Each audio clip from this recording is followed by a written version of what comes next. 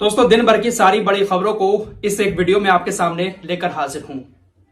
कल ही आपको मैंने हिजबुल्लाह के बारे में बताया था कि हिजबुल्लाह ने लेबनान के बॉर्डर पर अपना रुख अब बदल लिया है।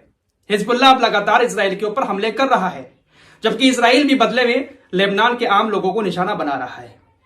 एक बहुत बड़ी खबर आ रही है। हिजबुल्लाह ने कल इजराइल के एक बहुत महंगे ड्रोन को मार गिराया था और उसके कुछ देर के बाद बहुत सारी मिसाइलें इजराइल के गोलान हाइट्स और गलील एरिया में दागी। अल जजीरा की रिपोर्ट के मुताबिक तकरीबन 40 मिसाइलें हिजबुल्लाह की तरफ से दागी गई हैं और इन 40 मिसाइलों ने इजराइल को कितना नुकसान पहुंचाया है आपको यह भी बताऊंगा, क्योंकि 40 मिसाइलें कम नहीं होती हैं। दरअसल इजराइल के अंदर मांस बहुत ज्यादा खाया जाता है, चिकन वगैरह, सफेद चिकन। एक बहुत बड़ा पोल्ट्री फार्म है शटोला एरिया में। हिजबुल्लाह ने अपनी बुरकन मिसाइल के द्वारा इस पूरे एरिया के एक एक पोल्ट्री फार्म को नष्ट कर दिया। इजराइल के अंदर ज्यादातर मांस जो जाता था, तकरीबन 70% सफेद मांस इसी एरिया से जाता था। यहीं पर सबसे ज्यादा पोल्ट्री फार्म बने हुए थे। उन सभी पोल्ट्री फार्म को हिजबुल्लाह ने अपनी बुरकन मिसाइलों से नष्ट कर दिया। तकरीबन 40 मिसाइलें दागी गई हैं, जो कि छोटा मोटा हमला नहीं है। इजराइल को एक बहुत बड़ा नुकसान हिजबुल्लाह ने अपनी बुरकन मिसाइल के द्वारा पहुंचाया है। हिजबुल्लाह अब लगातार इजराइल के ऊपर हमले किए जा रहा है, जिसकी वजह से अब इजराइल सीज फायर के लिए राजी हो रहा है। लगातार आपको बता रहा हूं, कतर के अंदर इजराइल का डेलीगेशन पहुंच चुका है। सीज फायर को लेकर बातचीत चल रही है। जो बाइडेन ने आज बयान दिया है कि हो सकता है कि आने वाले संडे को सीज फायर हो जाए। संडे को सीज फायर की डील होने की पूरी संभावना है और मंडे से गाजा के अंदर सीज फायर लागू हो सकता है। यह बड़ी बात आज जो बाइडेन की तरफ से कही गई है।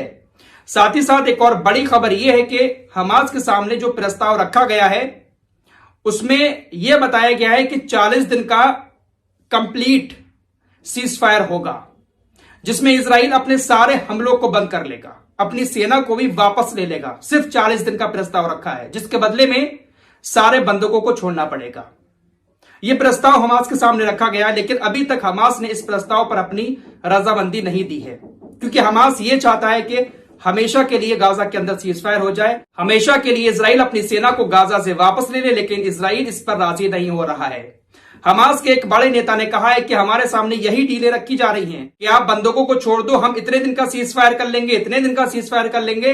परमानेंट वाले सीज फायर की बात कोई भी नहीं कर रहा है। साथ ही साथ हमास के नेता ने कहा कि इजराइल की तरफ से ये जो अफवाह उड़ाई जा रही है कि रफा जो है वो हमास का आखिरी गढ़ है, ये बिल्कुल गलत है। हमास पूरे गाजा में है, सिर्फ रफा में नहीं है। सिर्फ हमारा नाम लेकर इजराइल रफा को बर्बाद करना चाहता है, इसलिए प्रोपेगेंडा चला रहा है कि रफा में हमास का आखिरी गढ़ है।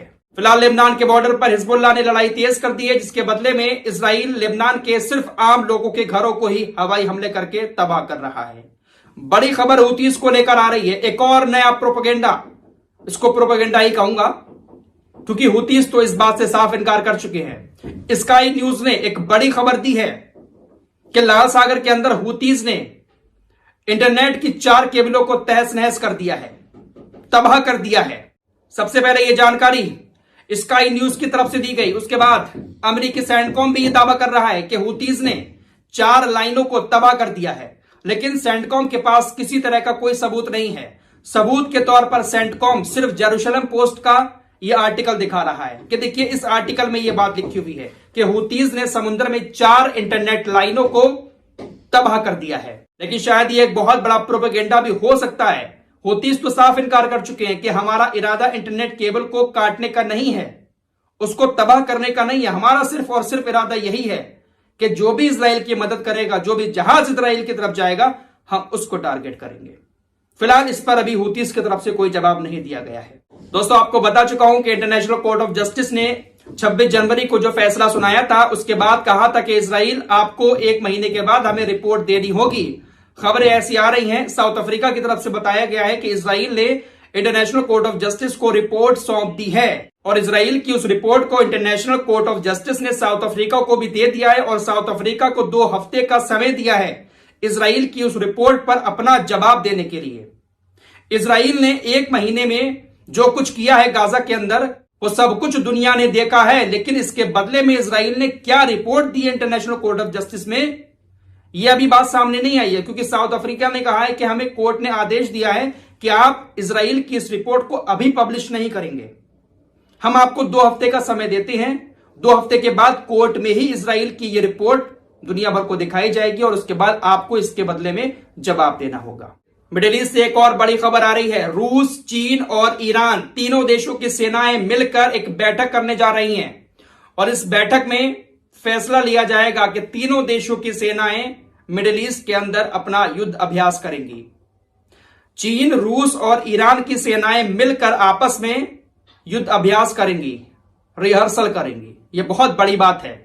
खबर आ रही है कि एक बार फिर जॉर्डन और फ्रांसीसी सेना ने मिलकर गाजा में बहुत बड़ा एयर ड्रॉप किया है। समुद्र में बहुत सारे बॉक्सेस गिराए हैं, जिसको जो मछुआरे हैं गाजा वगैरह के, वो अपनी नाव में लादकर गाजा की तरफ लेकर आए हैं।